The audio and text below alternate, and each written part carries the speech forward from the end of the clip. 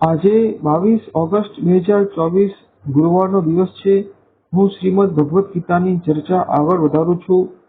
દુર્યોધને પોતાના અન્ય યોદ્ધાઓને કહ્યું કે તેઓ પોતપોતાની જગ્યાએ રહે અને ભીષ્મ પિતામહને યુદ્ધ જીતવામાં મદદ કરે. ત્યારબાદ ભીષ્મ પિતામહે યુદ્ધનો પ્રારંભ કરવા માટે શંખ ફૂંક્યો અને પ્રચંડ ધ્વનિનો અવાજ થયો. અને આનું કારણ એ હતું કે ભીષ્મ પિતામહ જાણતા હતા કે દુર્યોધન ભયભીત થઈ ગયો છે. દુર્યોધન પાંડવોની સેનાને જોઈને ભયભીત થઈ ગયો છે અને દુર્યોધનનો ભય દૂર થાય તે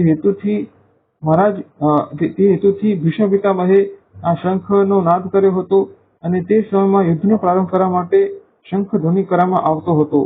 ત્યારબાદ કૌરવોની સેનાઓએ ઢોલ, નગાડા વગેરે વગાડ્યા અને ખૂબ જ પ્રકારનો ઘોંઘાટ કર્યો.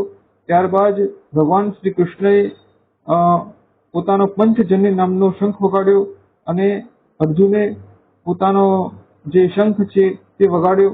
ત્યારબાદ આ રીતે આ યુદ્ધની શરૂઆત થઈ. ત્યારબાદ અન્ય પાંડવોએ પણ પોતપોતાના શંખો વગાડ્યા અને પાંડવો જાણતા હતા કે તેમના પક્ષમાં ભગવાન શ્રી કૃષ્ણ હોવાથી તેમનો પરાજય શક્ય નથી અને કૌરવો જાણતા હતા કે તેમનું જીતવું આ યુદ્ધમાં ખૂબ જ અઘરું છે. ત્યારબાદ યુધિષ્ઠિરને રાજા તરીકે સંબોધન કરવામાં આવે છે, કારણ કે યુધિષ્ઠિરે રાજસૂય યજ્ઞ કર્યો હતો.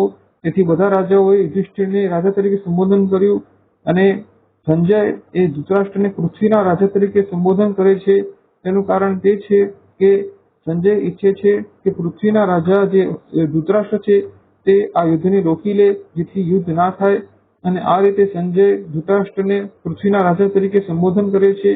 ત્યારબાદ જે અર્જુનનો રથ છે તેને કપિધ્વજ કહ્યું છે, કારણ કે એક કથા પ્રમાણે અર્જુન શ્રી કૃષ્ણને કહે છે કે અર્જુન જેવો બાણાવળી તેમના જો બાણાવળી કોઈ નથી. ત્યારબાદ શ્રી કૃષ્ણ ભગવાન અર્જુનને સાગર ઉપર સેતુ બનાવવાનું કહે છે અને શ્રી હનુમાનજી જ્યારે સેતુ પર ચાલે છે ત્યારે સેતુ તૂટી જાય છે અને અર્જુન કહે છે કે હું શ્રેષ્ઠ બાણાવળી નથી.